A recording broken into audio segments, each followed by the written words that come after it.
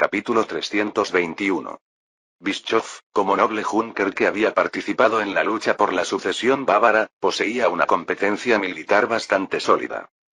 Aunque en su corazón sentía mucho desprecio por las estúpidas acciones ofensivas de los austríacos, controló cuidadosamente su propia línea de infantería antes de ordenar a los tiradores que atacaran primero, interrumpiendo la formación enemiga, seguidos por la línea de infantería.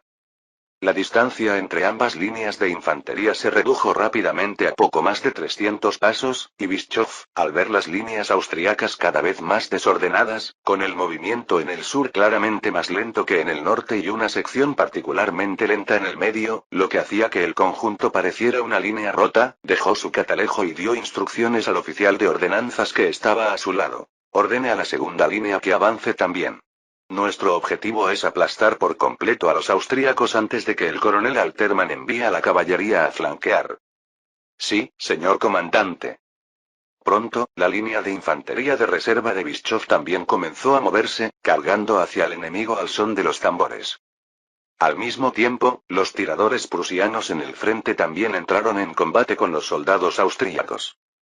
Casi un centenar de tiradores, utilizando el caos de rocas del lado norte como cobertura, se acercaron a la línea de infantería austríaca, dispararon algunos tiros al azar y lograron desordenar aún más las formaciones ya desordenadas.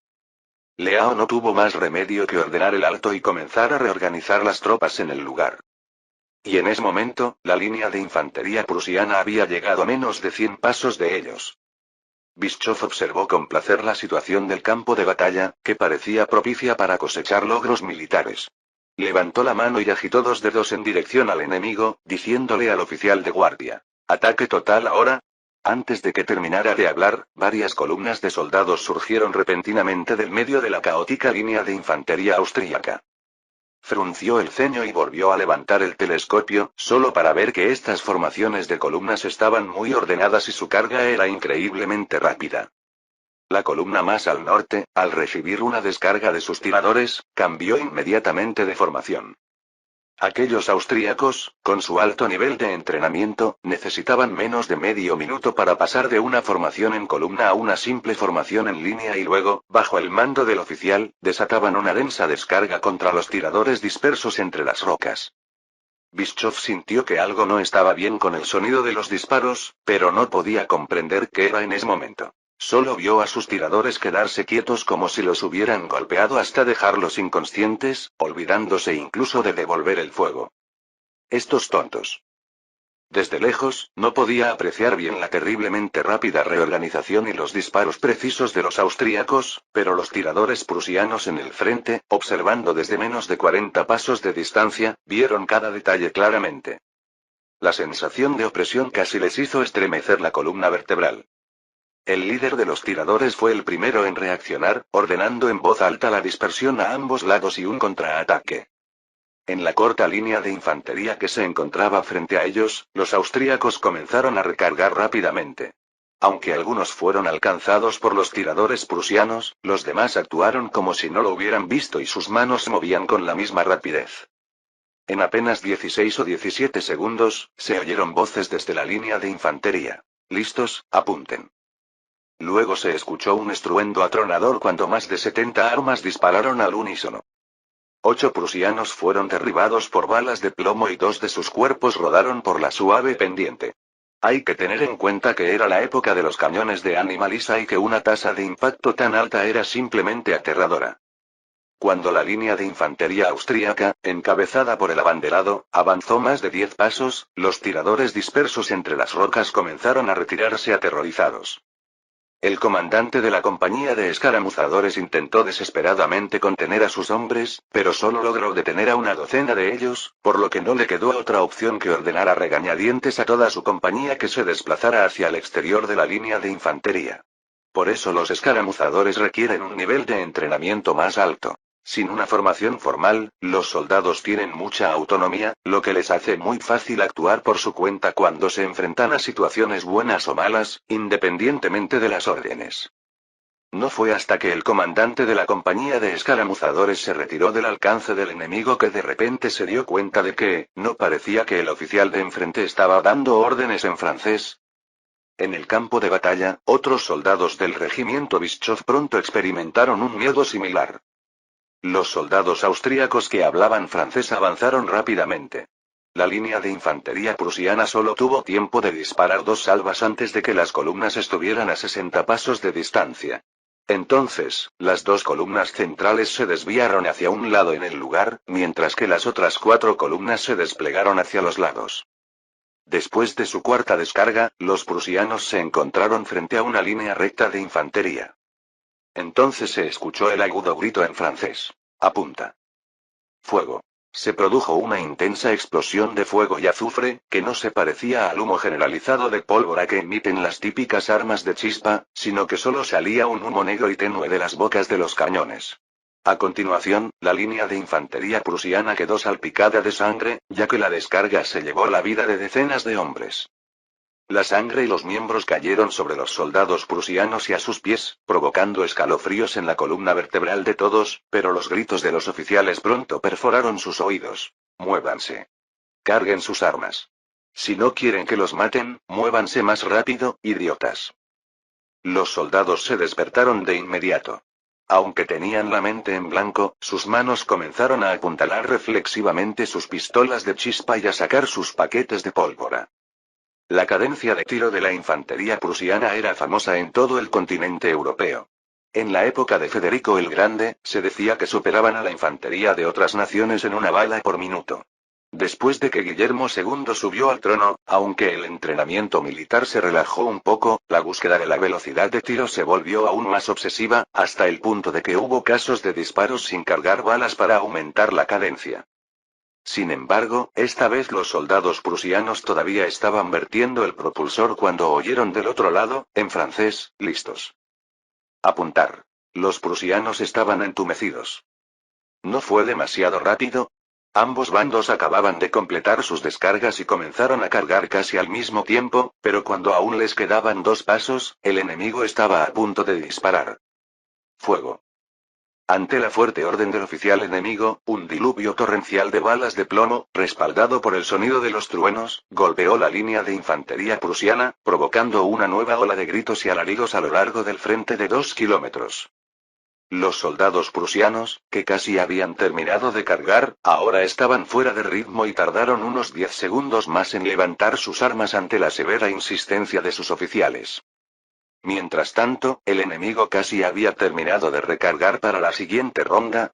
Después de varios intercambios de fuego, la confianza de los prusianos comenzó a desmoronarse. Siempre habían estado orgullosos de su cadencia de fuego, pero ahora los austríacos la tenían firmemente reprimida. ¿Cómo no iban a perder la confianza?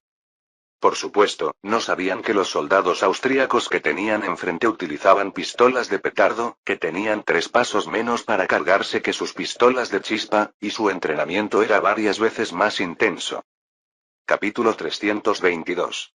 Un armamento avanzado, combinado con un alto nivel de entrenamiento y una moral elevada, aseguró al cuerpo de la guardia, disfrazado de austríacos, una ventaja significativa sobre los soldados prusianos en tiro. Así, con un par de binoculares en la mano, en el terreno elevado que había detrás, Bischoff observó impotente cómo más de 800 austríacos destrozaban la línea de casi 1000 soldados de infantería prusianos. El enemigo cargó en formación de columna, y durante este tiempo, su lado había logrado disparar 2 descargas primero, pero aún así no pudieron soportar la rápida y densa potencia de fuego. Rápidamente, la complexión de Bischoff se volvió aún más fea. Debido a su exceso de confianza anterior, había empujado la segunda línea de infantería demasiado hacia adelante. Cuando la primera línea se rompió y se retiró, se estrelló contra la línea de retaguardia, lo que provocó una ola de confusión. En esta época, las tácticas de infantería de línea no permitían poner a todos los soldados en una sola línea de infantería, sino que se dividían en varias líneas, normalmente 3 líneas, con 3 filas de soldados en cada línea de infantería, que era la formación de combate más estable de la época. En una situación de ventaja o desesperación, se podía reducir a 2 líneas, delantera y trasera, para meter más soldados en cada línea. Esta disposición tenía por objeto garantizar que, si ocurría un acontecimiento inesperado en la primera línea de infantería, la línea que se encontraba detrás pudiera avanzar inmediatamente y la infantería que se retiraba pudiera reagruparse detrás de ella. De este modo, un único colapso de una línea de infantería, que podía deberse a algo tan trivial como el desánimo de un oficial o haber bebido demasiado la noche anterior, no provocara el colapso total de la batalla. El coronel Alterman, que observaba la batalla desde lejos, al ver que la unidad de Bischov estaba a punto de desfallecer, ordenó rápidamente a la reserva que avanzara para apoyarla. Se sintió secretamente aliviado por haber conservado una reserva y envió a buscar ayuda de caballería. Lefebvre también vio a través de sus binoculares el valiente asalto del cuerpo de la guardia, que derrotó a la línea de infantería prusiana, que superaba en número a la suya, y una sonrisa se dibujó en su rostro. Pero inmediatamente miró hacia la legión Leao que estaba detrás y meneó la cabeza en silencio. Aunque habían obtenido una enorme ventaja a 100 pasos de distancia, estos austríacos, que habían sido asustados por Blücher, todavía no mostraban señales de avanzar para capitalizar la victoria. Justo cuando el cuerpo de guardia comenzó a disparar 2 o 3 descargas hacia la segunda línea de infantería prusiana, Lefebvre notó que más infantería prusiana se apresuraba a reforzar. Después de una breve evaluación, ordenó que se llamara de nuevo a la infantería de la guardia que sobresalía. No podía juzgar si los prusianos aún tenían una reserva, y si la tenían, sus fuerzas, con sus números en desventaja, podrían ser rodeadas en un cerco profundo, especialmente con una táctica de retirada de caballería coordinada. Su propia caballería, después del rápido asalto anterior, había perdido una resistencia significativa y podría no alcanzar a la caballería enemiga. El príncipe heredero le había ordenado que mantuviera ese cargo hasta el mediodía de mañana. No podía permitirse el lujo de perder demasiadas fuerzas antes de eso. Además, la fuerza principal prusiana podría aparecer en cualquier momento, y esa sería una batalla muy dura y feroz. Tenía que estar preparado en todo momento. Alterman, al ver que los austríacos no perseguían su victoria, también respiró aliviado, ordenando rápidamente a Bischov que retrocediera y reorganizara las tropas para la defensa, limitándose a observar al enemigo en la ladera opuesta desde lejos. Así, una hora más tarde, al anochecer, ambos bandos se retiraron a sus respectivos campamentos para acampar. Blücher, al recibir la noticia de que el ataque de Alterman había sido desventajoso, no pudo evitar sentirse desconcertado. ¿Por qué Leao se había vuelto de repente tan hábil en el combate? Debe deberse a que Alterman subestimó al enemigo, lo que llevó a errores de comando. Concluyó mentalmente, preparándose para regresar y reprender severamente al teniente coronel. Pero luego, frunciendo el ceño al cielo, tuvo que reprimir temporalmente su ira y esperar a que amaneciera. Mientras tanto, la fuerza principal del cuerpo de guardia, a 10 kilómetros de distancia, seguía marchando rápidamente con el último destello del atardecer. Como siempre habían estado fuera del alcance de exploración de los húsares prusianos, Blücher aún no había detectado este ejército de más de 10.000 hombres. Sin embargo, Joseph sabía que si seguían avanzando podrían encontrarse con los prusianos en cualquier momento. No fue hasta que el cielo se oscureció por completo que el cuerpo de guardias acampó en una zona llana y boscosa, y Joseph, junto con los oficiales del Estado Mayor, encendieron sus lámparas y discutieron los planes de batalla en la tienda hasta bien entrada la noche. Debido a la nueva información recibida desde el frente, era necesario realizar ajustes tácticos. Esta era una de las ventajas del sistema de mando del Estado Mayor. Incluso si el comandante en jefe quería eludir sus obligaciones, el Estado Mayor lo obligaba a hacer horas extra. Su Alteza, ahora que Lefebvre ha ganado una ventaja, sugirió Berthier, mirando la representación en el mapa de la alargada columna de marcha de los prusianos, podríamos luchar más agresivamente. Señaló hacia el lado este de la ciudad de Winzell. Podríamos enviar un destacamento de caballería para atacar la retaguardia del enemigo, con todas las demás unidades avanzando hacia la cintura del ejército prusiano. Aunque las pérdidas del cuerpo Lefebvre podrían ser sustanciales, creo que podrían cortar la ruta occidental de Blücher. Entonces podríamos completar un ataque de pinza contra la fuerza principal prusiana. Sin embargo, Joseph presionó la mano que Berthier tenía sobre el mapa, sonriendo. General, no tenemos que apresurarnos a aniquilar al ejército prusiano. De hecho, incluso si Blücher comete un error, aún así debemos dejarlo huir voluntariamente. De hecho, ya he tomado contacto con Henriot, que es precisamente el encargado de dejar correr el agua. Henriot fue un líder conservador del ejército insurgente de los Países Bajos del Sur.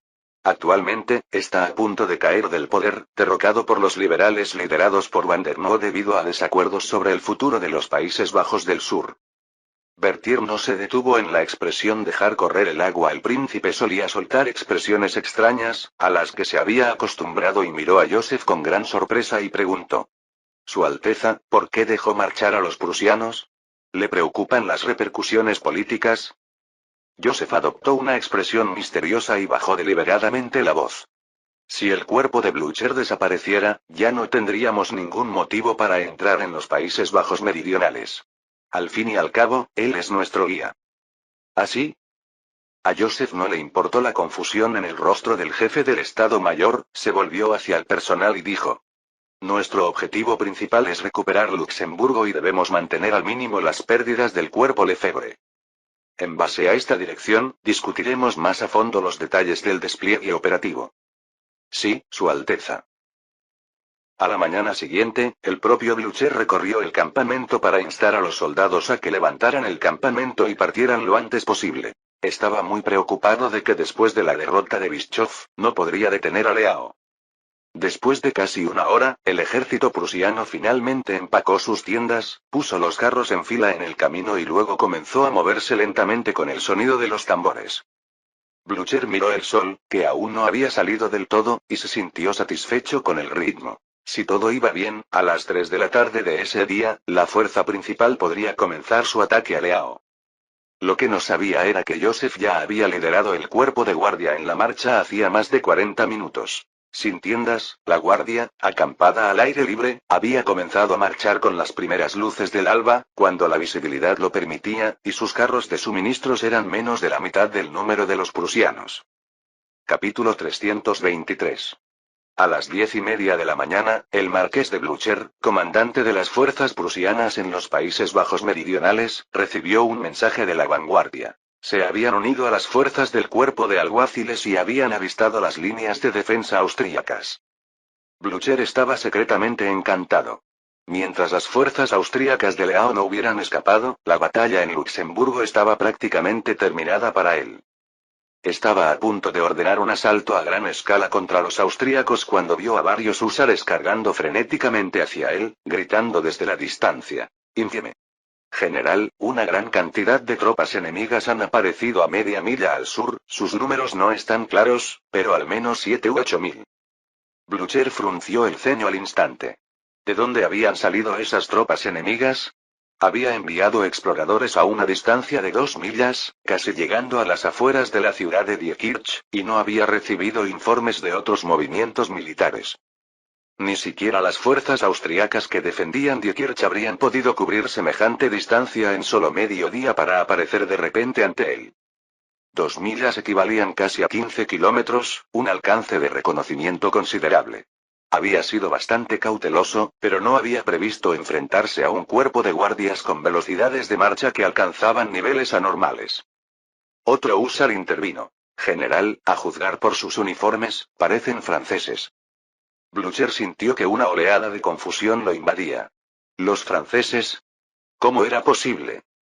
Había recibido hacía unos días un informe del Departamento de Inteligencia, en el que se afirmaba que las tropas francesas reunidas en Verdún iban a partir hacia Silesia.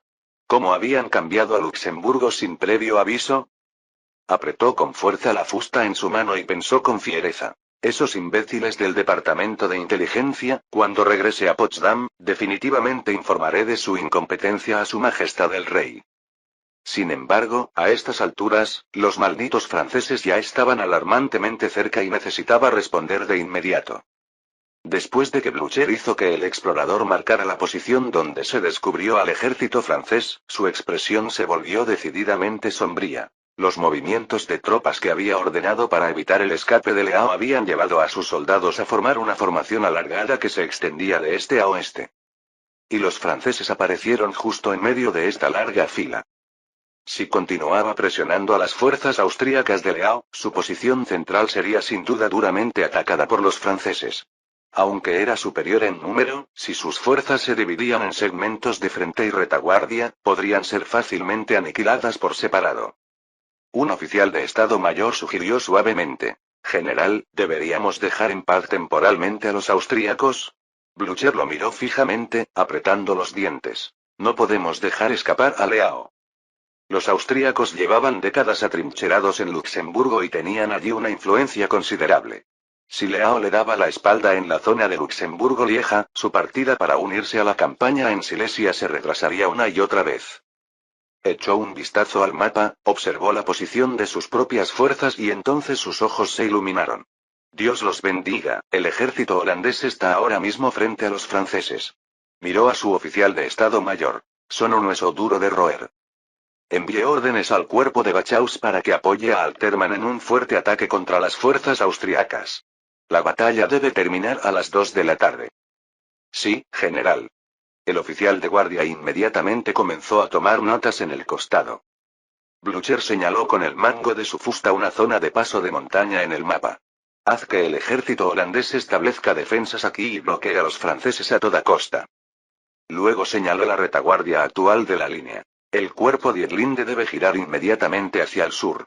Los holandeses solo necesitan resistir hasta las 3 de la tarde. Podrán alcanzar el lado occidental del flanco izquierdo francés. Si nos basamos en el desempeño del ejército insurgente del sur de los Países Bajos en sus batallas anteriores contra él y el ejército Wurmser austríaco, estos apasionados defensores de la libertad eran extremadamente resistentes.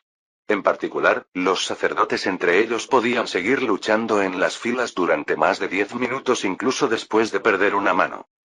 En ese momento, eran menos de 10.000 fuerzas holandesas las que bloquearon firmemente la fuerza principal austríaca, resistiendo durante casi 5 horas antes de que el duque de Brunswick completara el despliegue de tropas, rodeando a los austríacos, y estos no colapsaron.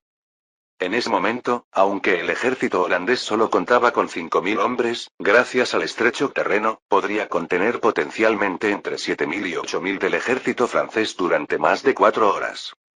Además, también les dejaría algo de apoyo de caballería y artillería, haciendo la situación más relajada que en la última batalla. Esta es la estimación más conservadora. Si Alterman pudiera derrotar rápidamente a los austríacos, entonces también podríamos rodear al ejército francés desde el lado este. Un ayudante que estaba al lado sugirió: General, ¿deberíamos enviar caballería para hostigar al pueblo francés y frenar su avance? Blücher asintió. Deja que Hilde tome 6 escuadrones de caballería para atacarlos. En la actualidad, la calidad del ejército prusiano estaba lejos de la época de Federico el Grande, y solo destacaba la capacidad de combate de la caballería, compuesta casi en su totalidad por nobles junkers. A menudo, estos podían influir de forma significativa en la situación del ejército prusiano. Posteriormente, Blücher desplegó la artillería y las principales fuerzas de dragones, y el oficial encargado transmitió rápidamente sus órdenes a cada unidad. El ejército prusiano, originalmente organizado en una columna de marcha estrecha y alargada, respondió inmediatamente. Los 5.000 hombres del ejército insurgente de los Países Bajos del Sur formaron una línea defensiva cerca del paso de montaña para bloquear al ejército francés. El cuerpo Barkhausen del frente continuó avanzando, destruyendo a los austríacos a la mayor velocidad. El cuerpo Hilde, que originalmente estaba en la retaguardia, giró 90 grados y se dirigió directamente hacia el flanco izquierdo del ejército francés. Al mismo tiempo, Blücher colocó toda la artillería en las laderas a ambos lados de las fuerzas holandesas, protegiéndose cuidadosamente contra el rápido avance del ejército francés por la línea de defensa. Además, alrededor de 1.500 hombres de 10 escuadrones de dragones estaban listos para maniobrar en el flanco derecho del ejército francés, esperando el momento adecuado para atacar. Se podría decir que, dada la posición numéricamente superior de sus propias fuerzas, su despliegue fue casi impecable. Sin embargo, un cuerpo de la Guardia Real Francesa como los de Francia nunca habían aparecido en los libros de texto militares prusianos. Por lo tanto, sus conocimientos y experiencia podrían convertirse en un gran obstáculo. Cerca del mediodía, a las 12 en punto, las principales fuerzas del cuerpo de la Guardia Real Francesa ya habían llegado a menos de 2 kilómetros del paso de montaña donde Blücher había establecido su defensa. Este lugar, llamado paso de montaña, era en realidad bastante amplio, con unos 3 kilómetros de terreno llano entre las colinas bajas a ambos lados. Sin embargo, mientras tomaran el control de ese segmento medio, los lados se volverían intransitables. El enemigo podría cambiar fácilmente de formación y cortar la columna en marcha con una formación inclinada, dejando que la caballería se encargara de las fuerzas dispersas. Berthier, mirando a través de los binoculares la línea de infantería enemiga en el paso de montaña, se volvió hacia Joseph y dijo: Su Alteza, parece que los prusianos están bastante confiados, preparándose para luchar contra nosotros mientras también atacan al mayor Lefebvre. La línea del frente de infantería estaba formada por dos filas, y un comandante experimentado podía estimar a simple vista que no superaban los 6.000 hombres. Está claro que esta no era la fuerza principal de Blücher. Así que solo había una posibilidad. Los prusianos habían dividido sus fuerzas. Joseph asintió con una sonrisa. Eso indica que sus exploradores no han obtenido un número exacto de nuestras tropas. Capítulo 324. Sí, el cuerpo de guardia también puso gran énfasis en el contrarreconocimiento. Dentro de la caballería del cuerpo de guardia, un tercio completo se dispersó para llevar a cabo misiones de reconocimiento y contrarreconocimiento. Joseph sabía que, en la actualidad, la calidad de combate de la caballería del cuerpo de guardia no era ventajosa. La caballería es una rama muy difícil de entrenar y los estudiantes de la Academia de Policía de París, con solo 1 año y medio de estudio, difícilmente podrían considerarse caballería de élite. Por lo tanto, el despliegue de batalla del cuerpo de guardia no dependía demasiado de la caballería, sino que más bien aprovechaba su juventud, incansabilidad y pasión, utilizándolos como exploradores.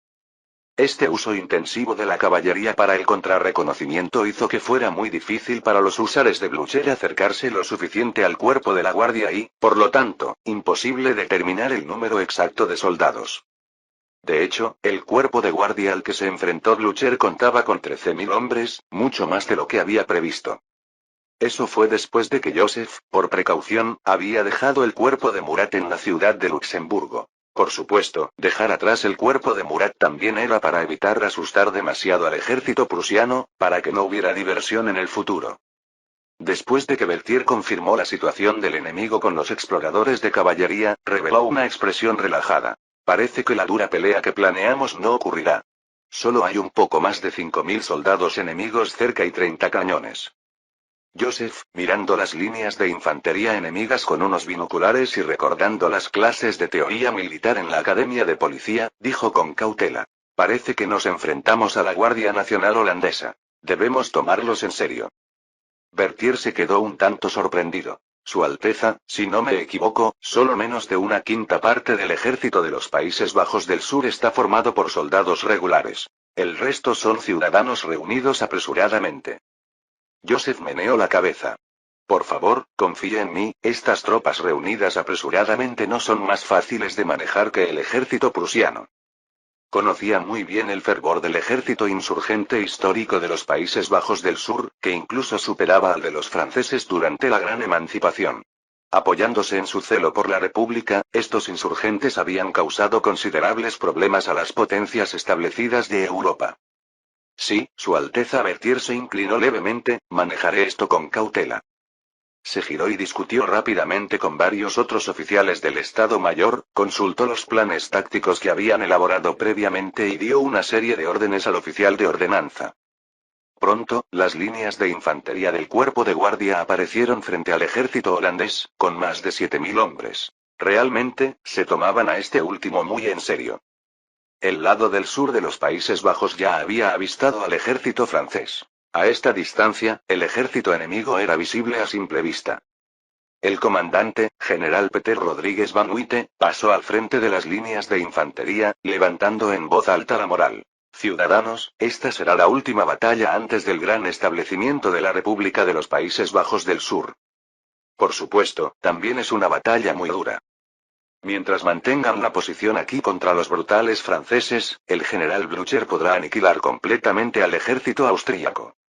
Después de esto, nadie podrá detener el establecimiento de la República. Los holandeses amantes de la libertad te recordarán por siempre. ¡Viva la República! Los soldados inmediatamente comenzaron a gritar con entusiasmo. ¡Viva la República! Expulsad al codicioso rey austríaco. ¡Viva la libertad y los derechos humanos! Todos esos rostros jóvenes estaban llenos de fanatismo y valentía. Si alguien les dijera que sacrificar sus vidas conduciría a la instauración de la República de los Países Bajos del Sur, se lanzarían a la muerte sin dudarlo un instante. Para ellos, las balas y los cañones no eran más que espinas en el camino hacia la libertad y los derechos humanos. Incluso si esas espinas les atravesaran las extremidades, la sangre que brotaría solo haría que la república fuera más radiante y hermosa. Por eso podían soportar grandes bajas en el campo de batalla. Ni siquiera perder una cuarta parte de sus fuerzas podía hacer que su formación se derrumbara. En las potencias europeas, esta cifra no solía superar el 10%. Por supuesto, el cuerpo de guardia francés debería ser capaz de alcanzar el nivel holandés, pero ningún ejército les había infligido aún tal proporción de bajas. Mientras el general Huite observaba atentamente las líneas de infantería francesa que se acercaban constantemente y los tiradores que podrían aparecer en cualquier momento, recordando en voz alta a sus soldados que mantuvieran la calma, de repente escuchó una voz urgente de un oficial de Estado Mayor a su lado. General, caballería. Es caballería francesa. El general Huite giró rápidamente su telescopio en la dirección que señalaba el oficial, solo para ver un gran grupo de jinetes emergiendo de la retaguardia de la formación francesa en medio de una nube de polvo. Frunció el ceño y dijo: una gran fuerza de caballería no es adecuada para atacar líneas de infantería estrechas. El oficial de Estado Mayor que estaba a su lado añadió inmediatamente: es por eso que deben dirigirse hacia los cañones en la ladera. A diferencia de las escenas que se suelen mostrar en los dramas televisivos, en las que la caballería carga contra las filas de infantería y causa una gran masacre, en el combate real, la caballería no se atreve a atacar a la infantería de frente. Las bayonetas densas pueden detener eficazmente a los caballos de guerra y los soldados de caballería sufren grandes pérdidas por los disparos al acercarse y alejarse. Además, la caballería es extremadamente cara, por lo que incluso si logran matar a uno o dos soldados de infantería, sería una gran pérdida. Por lo tanto, las tácticas de caballería a menudo implicaban utilizar la movilidad para hostigar, buscar puntos débiles en la formación de infantería o aprovechar la lenta reforma de la infantería para atacar desde los flancos. Sin embargo, cuando se trataba de artilleros, la caballería tenía menos preocupaciones. Normalmente cargaban directamente y atacaban violentamente para terminar el trabajo. En esa época, los artilleros eran torpes y lentos, y su precisión era muy pobre. La caballería solo necesitaba ajustar ligeramente el ángulo de su carga y los artilleros apenas tenían la oportunidad de contraatacar. Por lo tanto, la caballería era el mayor enemigo de la artillería. No había otro. Las unidades de artillería siempre contaban con la protección de la infantería, o simplemente se quedaban detrás de sus propias líneas de ejército y disparaban. Sin embargo, en ese momento, el general Blücher había colocado todos sus cañones en las laderas que flanqueaban las líneas de infantería. Aunque el efecto de disparo sería excelente, la falta de cobertura de la infantería los convertía en objetivos vulnerables para la caballería. El general Huite giró la cabeza y gritó al oficial de guardia: rápido, ordene a nuestra caballería que cubra los cañones. Además, pida refuerzos al mayor Hilde, que su caballería regrese para ayudarnos en la defensa. Sí, general. Pronto, todas las pocas unidades de caballería del ejército de los Países Bajos del Sur se alinearon y se dirigieron hacia la ladera occidental. La caballería francesa había lanzado su ataque desde el oeste. Si lograban llegar allí con anticipación, podrían formar una posición dominante sobre la caballería francesa. Mientras tanto, el comandante de caballería prusiana, el mayor Hilde, también dirigió 6 escuadrones de caballería para cubrir la artillería en el flanco derecho. Cuando ambos grupos de caballería alcanzaron las posiciones de artillería, todos respiraron aliviados. Ahora solo les quedaba esperar a ver cómo sus cañones destrozaban las líneas de infantería francesa. Sin embargo, para su sorpresa, la nube de polvo levantada por la caballería francesa no se dirigió hacia ninguno de los lados de las posiciones de artillería prusianas, sino que se dirigió directamente al frente de las líneas de infantería. El general Huite dejó su catalejo y se volvió hacia el oficial de Estado Mayor con una sonrisa. ¿Podría ser que la caballería francesa sea tan barata que pretendan cargar directamente contra nuestras líneas de infantería? No, no, general. No lo son. Gritó de repente, sorprendido, el oficial de Estado Mayor que aún sostenía el catalejo. No son de caballería, sino de artillería montada. El general Huite frunció el ceño, volvió a mirar por su telescopio y vio que, detrás de los caballos, había una docena de cañones que se estaban orientando para enfrentarse a las líneas de infantería holandesa. ¿Qué planean hacer? El general Huite estaba desconcertado. ¿La artillería francesa era tan barata? A tan corta distancia de la posición holandesa, podrían disparar una docena de proyectiles como máximo. Una vez que su propia caballería cargara, no tendrían ninguna posibilidad de escapar. Capítulo 325. Cuando la reserva de caballería prusiana y el campamento de caballería de Hilde, encargados de cubrir el flanco derecho de la artillería, recibieron rápidamente sus órdenes, rápidamente comenzaron a reunir sus filas, preparándose para aniquilar al grupo de atrevidos artilleros de caballería franceses que habían avanzado descaradamente al frente de las líneas de batalla de ambos ejércitos. Mientras tanto, el cuartel de artillería de caballería francesa había completado sus preparativos de tiro, los caballos habían sido conducidos 100 metros de distancia y los cañones ajustados para el ángulo de disparo. El oficial de orden del campamento de artillería pasó rápidamente junto a la posición de artillería temporal, gritando en voz alta: «Disparo seguro. Prepárense para ajustar el fuego». Los artilleros cargaron hábilmente la pólvora en la boca del cañón, la presionaron hacia abajo y luego insertaron una bola de hierro de 6 libras. Los capitanes de cada compañía recibieron informes secuencialmente de preparación, y las banderas de mando que se encontraban no muy lejos fueron entonces bajadas. Los tiradores tiraron inmediatamente de los cordones y los martillos situados en la parte trasera de los cañones golpearon con fuerza las cápsulas fulminantes, encendiendo la pólvora en las recámaras. Sí, todos los cañones equipados por los artilleros de caballería del cuerpo de guardia habían sido modificados para que dispararan con fulminantes.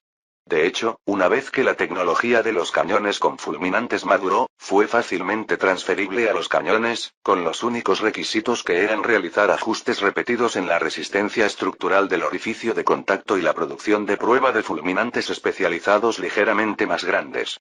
La Armería Real básicamente había completado estas tareas a principios de año. Con un estruendo atronador, columnas de humo negro se elevaron de las bocas de los cañones y 12 bolas de hierro silbaron hacia el ejército del sur de los Países Bajos, a casi 200 pasos de distancia. En el bombardeo a corta distancia, aproximadamente un tercio de las balas de cañón atravesaron con precisión las formaciones de infantería. La inmensa fuerza, al pasar sobre un cuerpo humano, era como golpear un globo lleno de agua, haciendo que la carne estallara explosivamente, y la sangre y una sustancia negra y pegajosa se esparcieran en forma de abanico a una distancia de 7 a 8 metros detrás. Incluso los fragmentos de hueso que salían volando tenían un poder letal aterrador, casi igual que el de ser alcanzado por una bala. Básicamente, en un radio de 1 metro a cada lado de la trayectoria de una bala de cañón había una zona de muerte absoluta, mientras que los soldados que se encontraban en un radio de 2 metros probablemente morirían o resultarían heridos.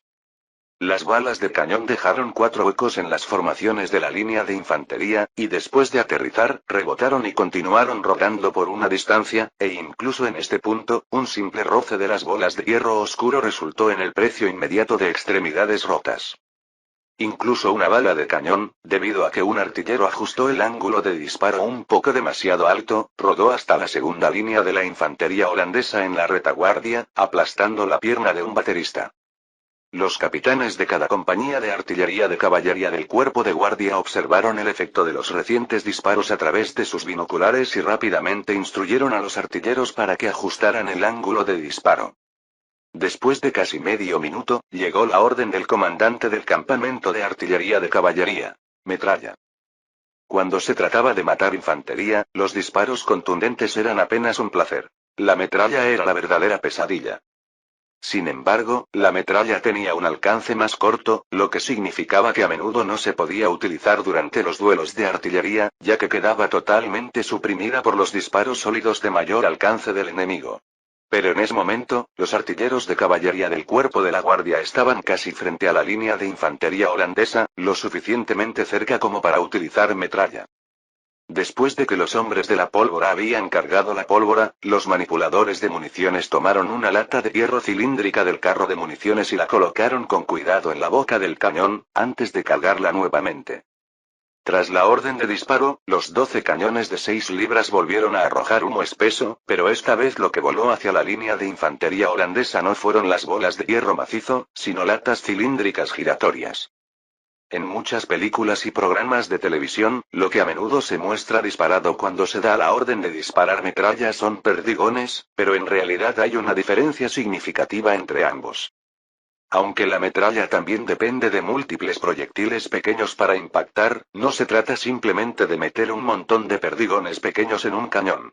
En su lugar, se utilizan elementos como cuerdas y láminas de hierro para unir una gran cantidad de pequeñas bolas de hierro, generalmente con varias capas involucradas.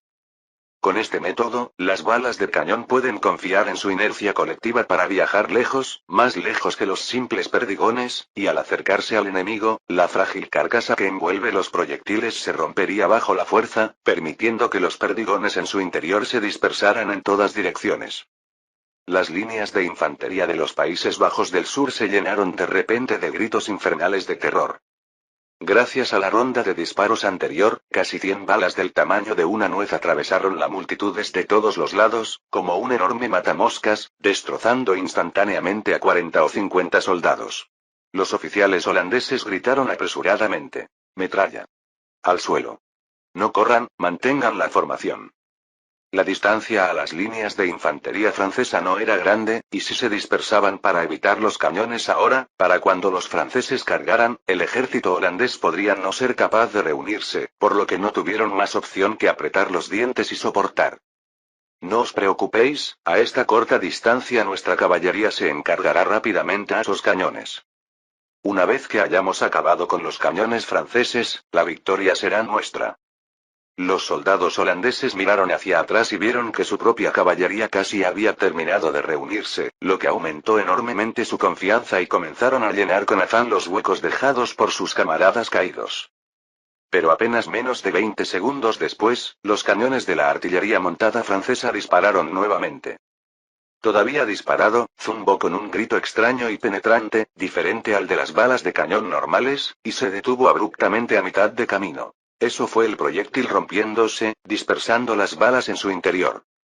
Se levantó otra nube de niebla sangrienta, pero como los soldados holandeses se habían agachado para evitar el fuego por orden de sus oficiales, solo más de 30 personas fueron alcanzadas, pero incluso esas bajas fueron suficientes para provocar el pánico en las líneas de infantería.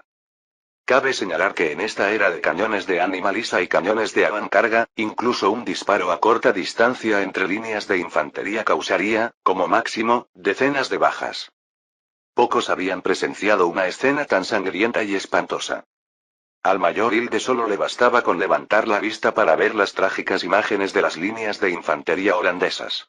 Al darse la vuelta y ver a su caballería reunida de forma irregular, no pudo esperar a señalar hacia adelante con su látigo y gritó: «Seguidme y dadles una buena lección a esos malditos artilleros franceses». Al instante, salieron al trote más de 800 caballos, algo que ya contradecía el manual de instrucción de la caballería. Normalmente, el trote comenzaba al acercarse a unos 300 pasos y solo se permitía la carga a menos de 100 pasos. En ese momento, el campamento de caballería de Hilde estaba todavía a por lo menos 700 pasos de la artillería montada francesa, y esta acción agotaría severamente la fuerza de los caballos. Pero a Hilde eso ya no le importaba, si no se ocupaba de esos cañones ahora, los holandeses serían bombardeados hasta el punto de ruptura con metralla. Y a tan corta distancia, los cañones no tendrían tiempo de huir. Solo tenía que cargar y podría fácilmente obtener una rica recompensa de más de una docena de cañones. Comparado con las pérdidas de infantería, esto no era nada. Sin embargo, casi tan pronto como su caballería comenzó su rápida carga, los artilleros franceses en el frente del campo de batalla comenzaron a reunir sus herramientas de carga y se esforzaron por enganchar los cañones a los caballos. Al ver esto, Hilde no pudo evitar sonreír con frialdad. Esos estúpidos franceses se atrevieron a apuntar sus cañones tan hacia adelante. Incluso los artilleros más hábiles necesitarían al menos 5 minutos para enganchar los cañones a los caballos y comenzar la retirada. Y retirarse dentro del alcance de tiro de su propia infantería llevaría varios minutos más. Le bastó tanto tiempo para masacrar a todos los artilleros, agujerear cada recámara de los cañones y encender tranquilamente un cigarrillo. Fin del capítulo 325.